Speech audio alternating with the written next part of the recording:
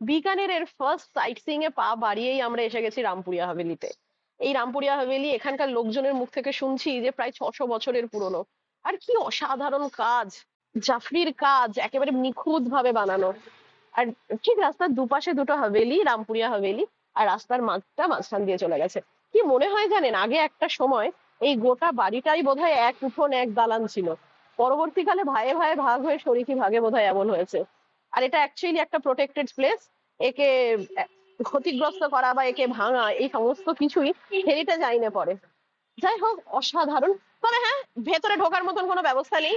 আপনি এই বাইরে থেকেই সৌন্দর্য দেখবেন, 4-5টা সেলফি তুলবেন, তুলে চলে যাবেন। এই হলো। এই জন্য যদি রামপুরিয়া হাভেলি আসতে চান তো অবশ্যই আসতে পারেন, দেখে ভালো লাগবে, কিন্তু ভেতরে ঢুকে যদি অনেক কিছু জানবো ভাবেন তাহলে তার কোনো মানে নেই।